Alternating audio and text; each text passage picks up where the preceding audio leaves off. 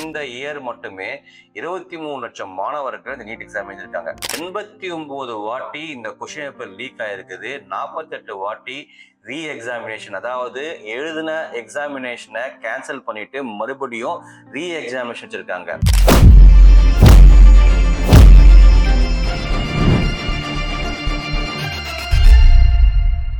அனைவருக்கும் வணக்கம். நான் உங்கள் தனசேகர். இன்னைக்கு நம்ம பார்க்க போற ஒரு நியூஸ் இந்தியாவில் இருக்கிற எல்லா ஸ்டூடெண்ட்ஸையும் அவங்களுடைய பேரண்ட்ஸையுமே அதிர்ச்சிக்குள்ளாக்கிய ஒரு நியூஸுங்க. என்னன்னு பாத்தீங்கன்னா 3 மே 2026 நடந்த நீட் எக்ஸாமினேஷன் ரத்து அப்படின்னு தேசிய தேர்வு முகமை அறிவிச்சிருக்காங்க. இது ஏன் திடீர்னு ஒரு அறிவிப்பு இந்த மாதிரி வந்திருக்குது அப்படின்னா, 23 லட்சம் பேர் எழுதிய நீட் எக்ஸாமினேஷனுடைய ரிசல்ட் என்ன ஆக போகுது, அவங்களுடைய ஹார்ட் எஃபர்ட்ஸ் வேஸ்ட் ஆக போதா அப்படின்ற ஒரு விஷயத்தை தான் நம்ம இந்த வீடியோல பார்க்க போறோங்க. டாக்டர் ஆகணும் அப்படின்றது நிறைய மாணவர்களுக்கு ஒரு கனவா இருக்கும். அந்த மாணவர்களுடைய கனவுகளை நிறைவேற்றும் வகையா தான் நீட் எக்ஸாமினேஷனை ரொம்ப கஷ்டப்பட்டு ப்ரிப்பேர் பண்ணி ஒவ்வொரு மாணவருமே அந்த எக்ஸாமினேஷன்ஸ் எழுதுறாங்க. ஒரு சில பேர் 1 வருஷம் மட்டுமே ப்ராக்டிஸ் பண்ணி எழுதியிருப்பாங்க. ஒரு சில பேர் 2 வருஷம், 3 வருஷம், 4 வருஷம் ரொம்ப இதுக்கோசரம் ஹார்ட் எஃபர்ட்ஸ் போட்டு ப்ரிப்பேர் பண்ணி எழுதியிருப்பாங்க. இந்த இயர் மட்டுமே 23 லட்சம் மாணவர்கள் இந்த நீட் எக்ஸாம் எழுதியிருக்காங்க. ஜஸ்ட் லைக் தட், யாரோ பண்ண ஒரு சின்ன தப்புனால இந்த 23 லட்சம் பேரும் பாதிக்கப்படணுமா அப்படின்றது கேள்வியா இருக்குது. ராஜஸ்தான்ல ஒரு சில தேர்வு மையங்கள்ல இந்த நீட் எக்ஸாமினேஷன் கொஸ்டின் பேப்பர்ஸ் தேர்வுக்கு முன்னாடியே லீக் ஆயிடுச்சு அப்படின்னு சொல்லிட்டு ஒரு இன்ஃபர்மேஷன் போயிருக்குது. இதனால இந்த எக்ஸாமினேஷனுடைய நம்பகத்தன்மையே பெரிய கொஸ்டின் மார்க், கேள்விக்குறியாக இருக்குங்க. இந்த விஷயம் தெரிஞ்ச உடனேயே நம்மளுடைய சென்ட்ரல் மினிஸ்டர் நீட் எக்ஸாமினேஷனை ரத்து பண்ணியிருக்காரு. இது எந்தெந்த மாணவர்கள் அவங்களுடைய ஹார்ட் எஃபர்ட்ஸை போட்டு படிச்சாங்களோ, எழுதினாங்களோ, அவங்களுக்கெல்லாம் ஒரு பேரதிர்ச்சியை ஏற்படுத்தியிருக்குது. சரி, இதுதான் முதல் முறையா நடக்குதா அப்படின்னு பாத்தீங்கன்னா, கடந்த 10 ஆண்டுகள்ல 89 வாட்டி இந்த கொஸ்டின் பேப்பர் லீக் ஆயிருக்குது. 48 வாட்டி ரீ எக்ஸாமினேஷன், அதாவது எழுதின எக்ஸாமினேஷனை கேன்சல் பண்ணிட்டு மறுபடியும் ரீ எக்ஸாமினேஷன் வச்சிருக்காங்க.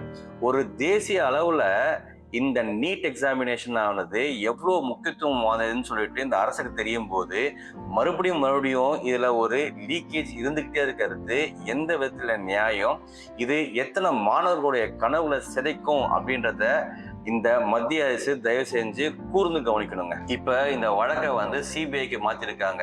எப்படி இது லீக்கேஜ் ஆச்சு, எந்த கும்பல் மாஃபியா கூட இருக்கலாம், அவங்க யாரெல்லாம் இன்வால்வ் இருக்காங்க, எந்த இடத்துல பணம் பட்டுவாடா இருக்குது, இதெல்லாம் விசாரிக்கிறதுக்கு சிபிஐ முற்பட போகுது. சரிங்க, சிபிஐ ஒரு பக்கம் இதெல்லாம் இன்வெஸ்டிகேஷன் பண்ணட்டும். ஆனா இன்னொரு பக்கம் பேரண்ட்ஸ் அண்ட் தேர் சில்ட்ரன், அதாவது பெற்றோர்களும் அவங்களுடைய குழந்தைகளும் மிகுந்த மன உளைச்சலுக்கு, அதாவது டிப்ரெஷன் மோடுக்கு நிறைய பேர் போயிருக்காங்க.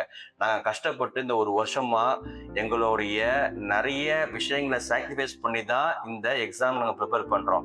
நாங்க ப்ரிப்பேர் பண்ணி எக்ஸாம் எழுதின பிறகு ரீ எக்ஸாமினேஷன் இது கேன்சல் அப்படின்றது ஏற்கப்படாத ஒரு விஷயமாவே இது பார்க்கப்படுதுங்க. அதுக்கு காம்ப்ரமைஸா சென்ட்ரல் கவர்மெண்ட் என்ன சொல்லியிருக்காங்கன்னா, நீட் ரீ எக்ஸாமினேஷன் நீங்க எழுதுங்க, அதுக்கு உண்டான கட்டணம் மட்டும் நாங்க தள்ளுபடி பண்றோம், நீங்க திருப்பி பே பண்ண வேண்டாம்னு சொல்லியிருக்காங்க.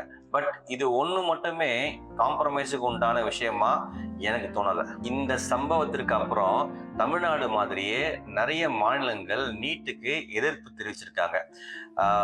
ஒன் சைடு பாத்தீங்கன்னா நீட் வரவேற்கத்தக்க ஒரு விஷயமா இல்லையான்றது ஒரு பெரிய விவாதத்துக்கு உண்டான கேள்வி.